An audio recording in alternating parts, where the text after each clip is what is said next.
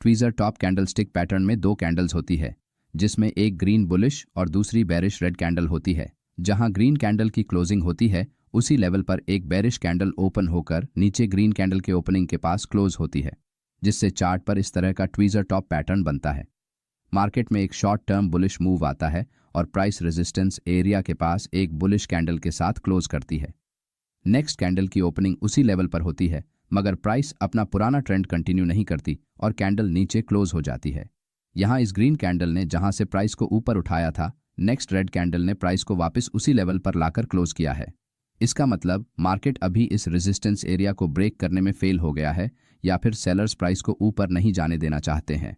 Price को resistance area के पास से रिवर्स होता देखकर बायर्स अपनी पोजीशन से एग्जिट करने लगते हैं। साथ ही फ्रेश सेलर्स इस लेवल से सेलिंग स्टार्ट करते हैं, जिससे सेलिंग प्रेशर बढ़ता है और प्राइस नीचे चली जाती है। रेड कैंडल के ओपनिंग के थोड़ा ऊपर अपना स्टॉप लॉस लगाकर आप यहां शॉर्ट ट्रेड में एंट्री कर सकते हैं। अब कुछ एग्जांपल्स देखते हैं। ये निफ्टी 50 का 5 मिनट टाइम फ्रेम का चार्ट है, जहां मार्केट ओपनिंग के बाद अपसाइड ब्रेकआउट करने की कोशिश करता है मगर फेल हो जाता है।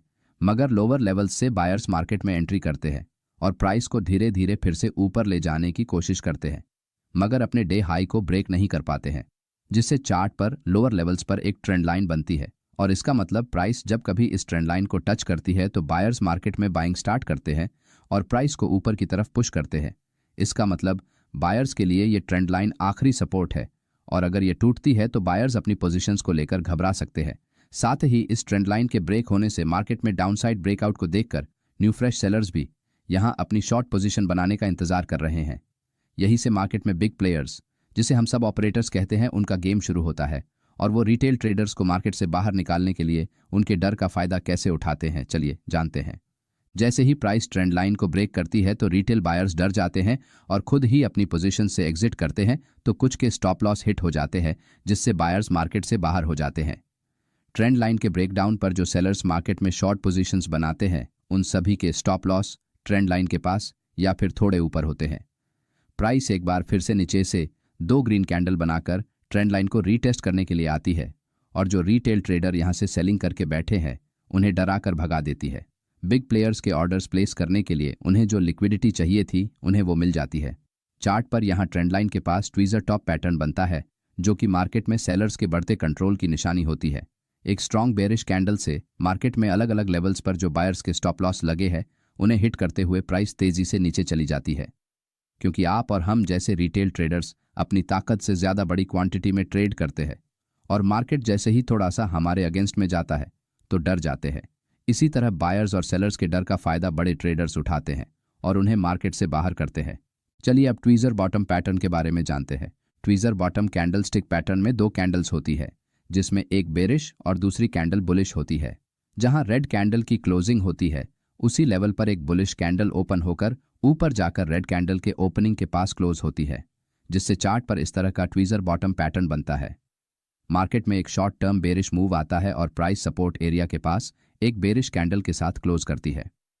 नेक्स्ट कैंडल की ओपनिंग उसी लेवल पर होती है, मगर प्राइस अपना पुराना ट्रेंड कंटिन्यू नहीं करती और कैंडल ऊपर क्लोज हो जाती है। यहां इस रेड कैंडल ने जहां से प्राइस को नीचे गिराया था, नेक्स्ट ग्रीन कैंडल ने प्राइस को वापस उसी लेवल पर लाकर क्लोज किया है। इसका मतलब मार्केट अभी इस सपोर्ट एरिया को ब्रेक करने में फेल हो गया है, या फिर बायर्स प्राइस को नीचे नहीं जाने देना चाहते हैं। प्राइस को सपोर्ट एरिया के पास से रिवर्स होता देखकर सेलर्स अपनी पोजीशन से एग्जिट करने लगते हैं। साथ ही फ्रेश बायर्स इस लेवल से बाइंग स्टार्ट करते हैं, जिससे बाइंग प्रेशर बढ़ता है और प्राइस ऊपर निकल जाती है। ग्रीन कैंडल के ओपनिंग के थोड़ा नीचे अपना स्टॉप लॉस लगाकर आप यहां लॉन्ग ट्रेड में एंट्री कर सकते हैं। अब कुछ एग्जांपल्स देखते हैं। ये बैंक निफ्टी का 90 मिनट टाइम फ्रेम का चार्ट है। मार्केट ओपन होते ही प्राइस बेरिश कैंडल्स बनाते हुए लोअर लेवल से अपने प्रीवियस डे लो का सपोर्ट लेकर ऊपर जाने की कोशिश करती है, जिससे चार्ट पर ट्वीजर बॉटम पैटर्न बनता है।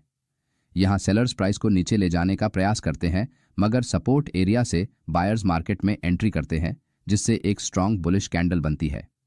इसका मतलब यहां सेलर्स प्राइस को नीचे ले जाने में फेल हो रहे हैं और बायर्स मार्केट में अपनी पोजीशन बना रहे हैं।